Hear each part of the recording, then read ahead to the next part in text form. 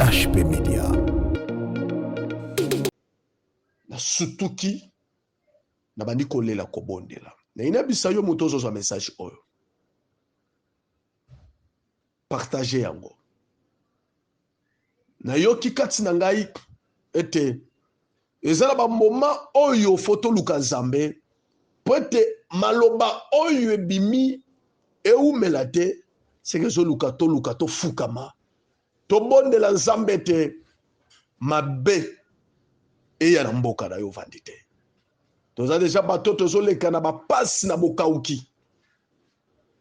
Banzambo bakoti na kati ya mabele na biso babima mawa na Nzambe yoka mboka oyo. Poke to bika o tozo bika te. Ava na silisa message tozo tanga 1 Roi chapitre 16 verset 29. Comment malédiction zokoya na kata Israël. Merci. Berja tangile biso tutanga yango. Yo pe siko zali zo verset oyo. 1 Roi 16, le verset 29, 30 à 31, Totangi na kombo na Yesu. Amen. Akab, fils d'Amri, régna sur Israël. La 30e année d'Assa, roi de Juda. Akab, fils d'Amri, régna 22 ans sur Israël à Samarie. Yes. Akab, fils d'Amri, fit ce qui est mal aux yeux de l'Éternel. La chaîne qui vous édifie.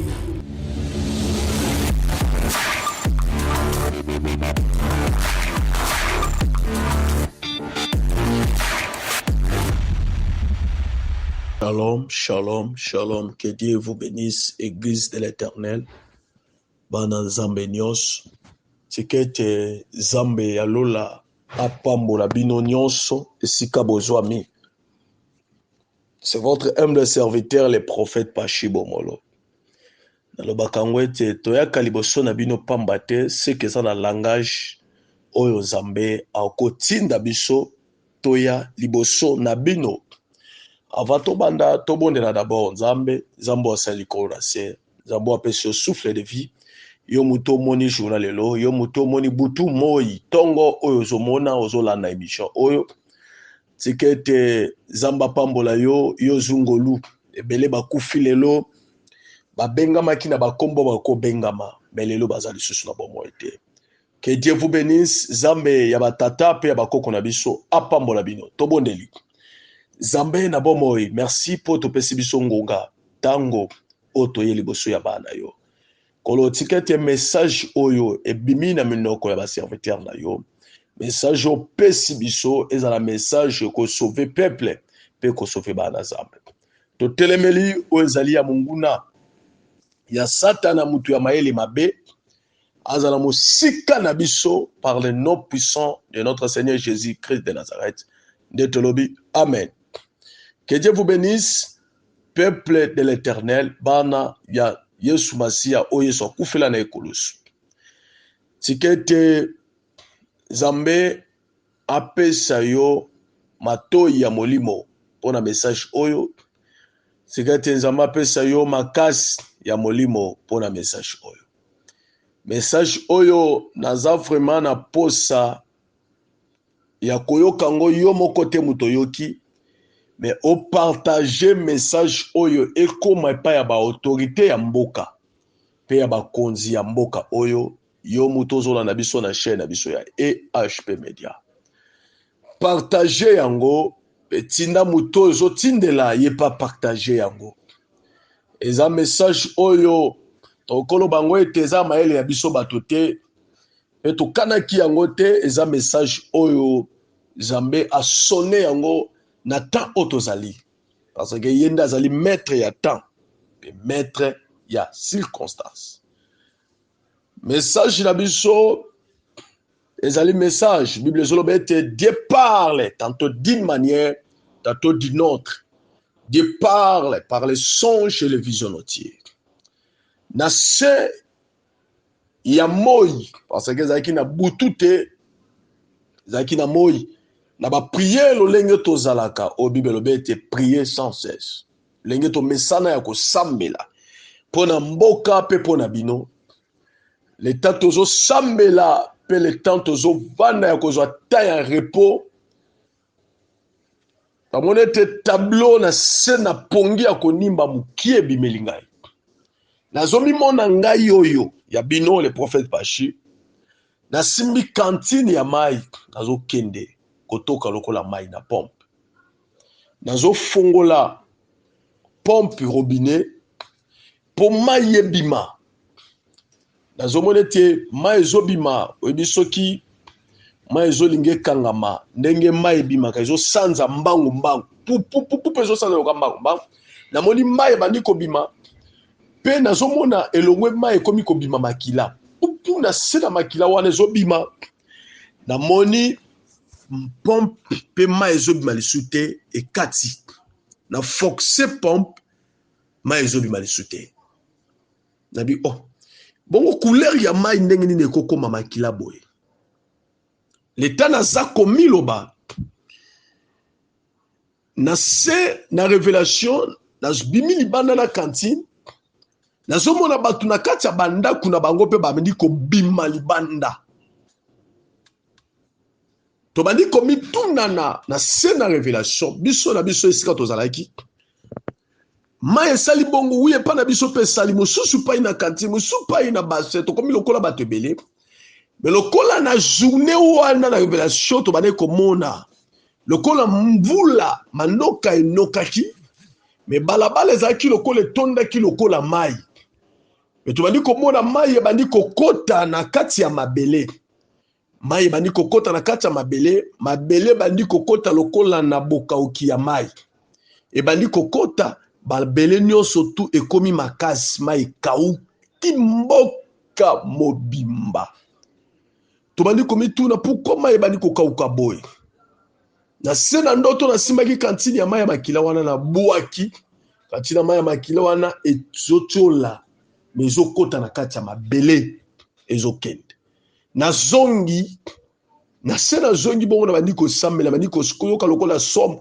bato bandi koyoka somme na zio lobeli oyo zamba bandi kolobela ngai na seka na révélation te bokotisi banzambe ya bapaya banzambe ya bainfiltre na kati ya mboka na bino landa ngai mpe yoka ngai mwana nzambe na bomoyo message oyo nazobandela yango lisusu bopartage yango kovandisa yango yo moko te tambwisa elongola moto okotinda etambola moto mpo ozozwa message oyo bazotindela yo kovandisa yango mpe yo moko te Nzambe alobaka pamba te seke Nzambe aza na likambo alinga sala na bandi komona Nzambe andi koloba ete bokotisi banzambe ya bapaya na kati ya mboka ngai banzambe ya bapaya abi wi bokotisi banzambe ya bapaya yango kanda na ngai Nzambe ezongeli bino kanda na ngai na ye pona bino parce que banzambe ya bainfiltré bakoti na kati ya mabele na bino bien-aimé dans le Seigneur eloko nazoloba eza loko Nzambe atalisi ngai namoni photo ya président de la République me nabandi komona photo epanzani epa na biso nyonso tu bakongolais toyebi yango oyo président akendaki na mboka moko lokola ya baarabe me alongolaki mapapa afukamelaki lokola stati moko idole moko ya banzambe na bango zambala biomoni zambe ya bapayo bokotisi nde nazo frapper mboka na bino na sécheresse ezoya eza koleko liboso bo vivraka bezoya sécheresse pendant 3 ans mboko ekoluka mai mboko ekoluka bilia mboko ekoluka lipa ekozala pasi po bozwa ngo lisusu lolenge ya liboso malgré pasi ezalaka mais oyo ezoya na 3 ans eza ya koleka liboso ntango nayoki langage wana nasutuki nabandi kolela kobondela nayinabisa yo moto ozozwa message oyo partage yango nayoki kati na ngai ete ezala ba moment oyo photo luka nzambe pote maloba oyo ebimi eumela te seke ezoluka to fukama tobondela nzambe te mabe eya na mboka na yo vandi te. Toza deja bato tozoleka na bapasi na bokauki banzambo bakoti na kati ya mabele na biso babima mawa na nzambe yoka mboka oyo poke tobika oyo tozobika te. Ava nasilisa message tozotanga 1 Roi chapitre 16 verset 29. Comment malédiction zokoya na kata Israël. Merci. Berja tangile biso totanga yango. Yo pe siko zali zo verset oyo. 1 Roi 16 le verset 29 30 à 31 totangi na kombo na Yesu. Amen. Akab fils d'Amri régna sur Israël. La 30e année d'Assa, roi de Juda. Akab, fils d'Amri, régna 22 ans sur Israël à Samarie. Yes. Akab, fils d'Amri, fit ce qui est mal aux yeux de l'Éternel, plus que tout ce qui avait été avant lui. 31. C'est comme si était pour lui peu de choses de se livrer au péché de Jéroboam, fils de Nabat. Il prit pour femme Jézabel, fille de Baal, roi des Sidoniens. Et il alla servir Baal et se prosterna devant lui. 32. Il s'éleva un autel à Baal dans la maison de Baal qu'il bâtit à Samarie. 33. Il fit une idole d'Astarté. Akab fut le plus encore que tous les rois d'Israël qui avaient été avant lui, pour irriter l'Éternel, les dieux d'Israël. Merci. Que Dieu vous bénisse. Totangi verset oyo, vous comprenez comment la colère de l'Éternel est manifestée dans kata Israël. Israël ezali mboka oyo histoire pe zamba zalaki na bango.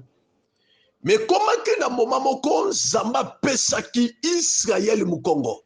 Pourquoi? Israël azwaki banzambo ezalaki ya bango te. Bakotisaki na kati ya mboka. Akab azalaki le roi d'Israël na époque wana. L'État zoyamba banzambe mususu. Nesika zamba zoluka kobwaka le peuple. Boka ukeya kaka na roi ye moko te, mezwaka peuple mobimba. Ezwaka mboka mobimba. Nede bisa Congolais wazolanda ngai.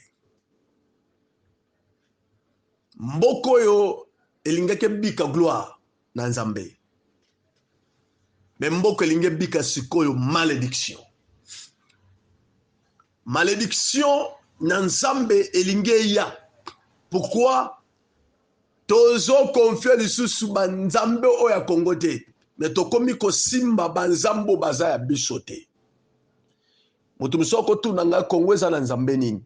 Nakoyebi biso ke Yesu aza Nzambe ya Kongo.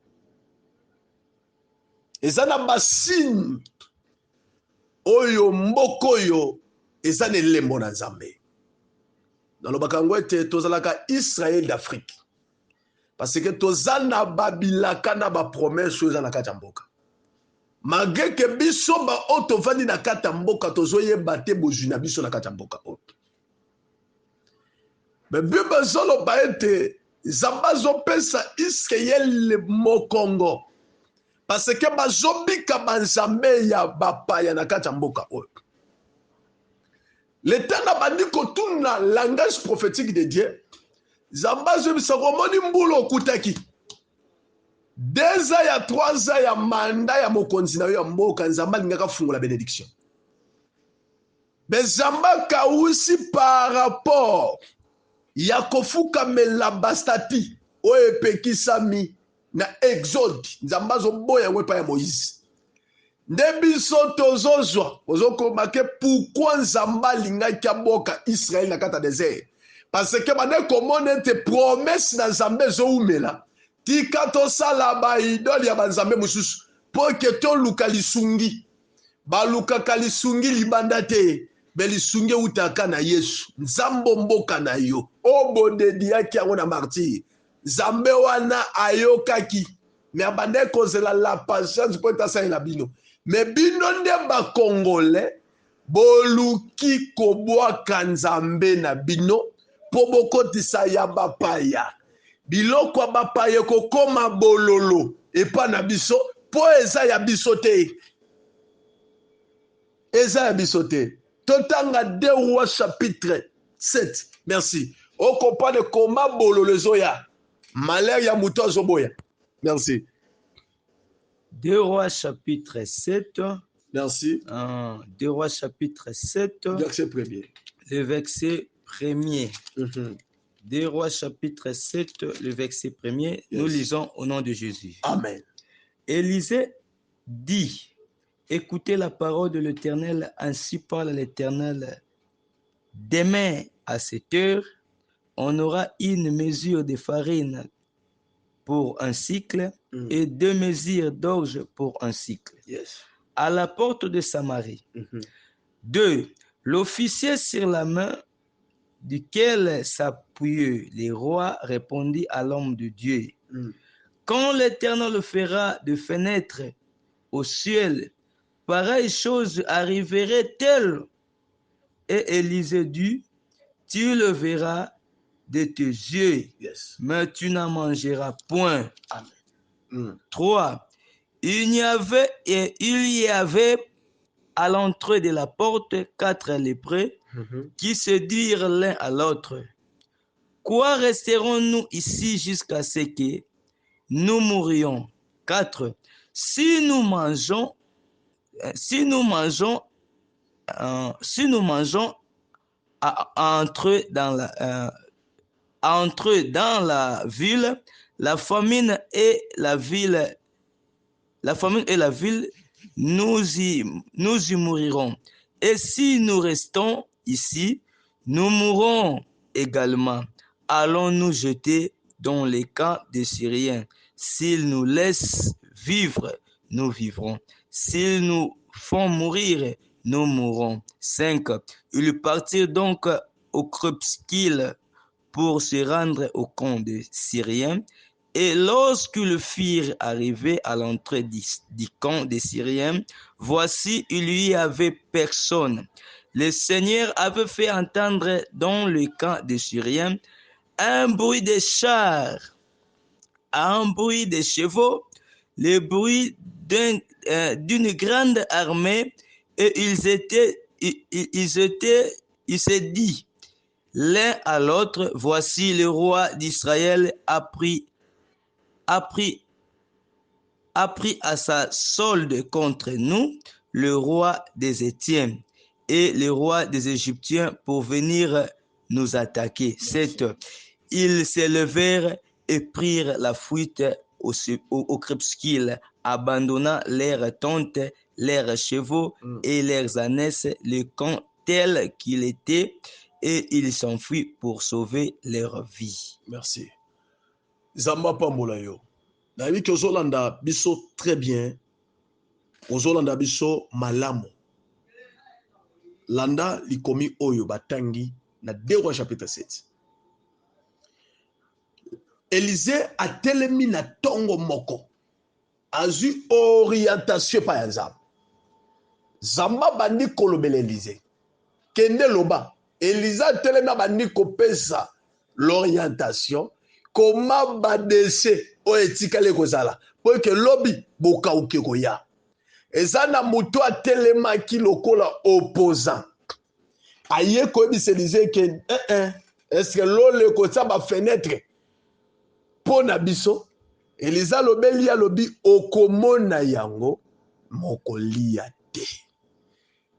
Mais zana balebre oyo baboya kite me bandimaki. Nana benga ke balebre oyo malgré ba souffrance ya maladie na bango baza ba mise à part batoyo bataki bango libanda bango bazaki libanda yaka parce que bazaki bato bane kondima bango te. Bato batmonaki bango lokola balakela mamabe, mais zaki na 700 prophètes oyo bango babande batu mokili bande kolobete bango nde bazaka na nzambe. Bango nde batelemelaka nzambe, bango nde batambolaka na nzambe selon le monde. Bango nde bagumba melaki banzambe ya bapaya. Bango nde bagumba melaki. Mais l'hébreu oyo 4 baboyaki kogumba bela. L'hébreu baboyi kogumba mela. Bango bandimi. Baboyi kotia tembe na maloba Élysée. Bible solo banini. L'état boka ukeye erenie. Bango babandi komi lobela babite. Tika biso to kende ke sika bande koboya biso. Soki bondi babiso bandimi. Sope baboka biso bandi baboki biso. L'état ya koya na bango. Bato bazalaki na ville. Babandi kokima. Parce que makolo la bango bande kolela lokola bachar. Nazobisa mama moko zolanda ngai. Papa moko zolanda ngai. Même Congo kanda na nzambe ekue na mboka oyo. Yo muto fukameli nano abalte. Yo muto fukameli banzamba bikeko te. Nene biso ke lo sambo no même aux étrangers même aux na Congo. Lo sambo na yo na pesio lokola ba hébreu. C'est que yo provision ezanga kate na kati ndako na yo. Yo provision ezanga kate na kati ya ndako na yo, na kati ya libota na yo. Na ina bisa mutu moko. Omoni Egypte ya sero yambaki Joseph. Eza loko yambaki la parole. Vraie parole. Vraie parole ezaka l'explication ya songe. Mutu azondi m'explication parce que Pharaon pas d'agi capable de koboya pe explication à Joseph. Mais boka okenge kota na kati Egypte. Donc la Pharaon aboya kita yambi Joseph. Parce que Joseph avant aya pa ya Pharaon, Pharaon pazalaki na ba marabu na ye. Oyo abengaki bango bo expliquer nga makambo ezoya. Ma message on a memele ngo président de la République. Oki kozaloza na ba pasteur. Okozaloza na ba mizima. Okozaloza na bato baza na ba église de noir. Okozaloza na bato baza batu babengami baza ba cardinal. Mais bazoko kako expliquer les pensées ya Congo te. Mais d'ailleurs bisa yo biso toza lokola ba hébreu, o toza lokola mise à part. Toza libanda ya ka. Toza lokola ba Joseph baza na kata prison. Soki ndoto na yo ozoko kako expliquer yango malamu te bungi yo na mutu, zo ata biso ba oyo. Toza lokola bato toza libanda ya ka. Onzamba tindi. Mon message eza lokola explication ya Joseph. Na ndoto ya yo roi. Ozo koka ko expliquer te. Dede bisa yo monde entier ko kikoza na boka oki. Mais Égypte e kauka kite. Même Kana pe kauka ki. Pourquoi? Kana comprendra ki Joseph te. Ba bengana ki Joseph. L'état bazo bengana Joseph libanda ya Kana. Et là, qui s'est que babengani provision. Babengani nzambe libanda na bango. Congo. Na kozanga koboya kondima ba message na nzambe. Tozo bengana nzambe peme na biso. Tozo bengana nzambe na kana biso. Zamba okende na mboka bapaya pe bapaya ba obika farine soki tondimi. Ba hébreu wana bakendaki balie na kati ya ka. Mais bakoloka bakimaki musika. Tozala bato bakimi te. Mais tozala ba hébreu. O ataboka okeye toli ata provision. O Joseph apesaki na kati Égypte. Que Dieu vous bénisse. Zamba pambola bino. Message eza prof. Maintenant senga mingi mutozo zo yango a partager yango. Nazala posa message op. E koma na matoi ya mokonzi ya mboka. Même na bato baza pembe na ye. Zamba pambola. Congo yo. Zamba linga boka biso. Parce que la colère de l'Éternel se manifeste na kati ya Congo. Boka uke zoya. Et simba biso te. Lo kwa déjà nzamba la kisi yango. Se kazana posa. E komate. Toluka nzambe. Toluka batan. Ya ba prière. Nzamba pesi biso batan ya bondela. Soko zoko ko bondela te na batan nzamba pesi biso. Benga biso to bondela na yo. Ensemble na bata. Zamba pesi biso ba toko bombango pona biso moko te. Zamba pesi. Biso batan. Ya obonde là-bas. Et ça 0 heure. Tozo bana prière. 6 heures. Tozo na prière. 12 heures. Tozo na prière pour Namboka. P 0 heure. Tozo na prière pour Namboka. C'est votre humble serviteur, le prophète Pachibomolo. Avant de voyager, Zamba pesi message au poto bonde la pour Namboka. Et quand vous avez voyager, mes messages au téléphone, place dans le réseau fait à la porte au Sambla Nabino. Numéro Zali plus 243 89 227 44 47 plus 243 89 227 44 47. Votre humble serviteur, le prophète Pachi Bomolo. Partagez message oyo. Tozana e yako sambela pona mboka. 0 heure 6 heures 12 heures. Ma heure tozolinga to sambela pona mboka yangoyo. Que Dieu vous bénisse. Partagez message oyo. Eza très important pona yo. Zambe yabako na biso Zamba Congo apambola bino. Ciao. La chaîne qui vous édifie.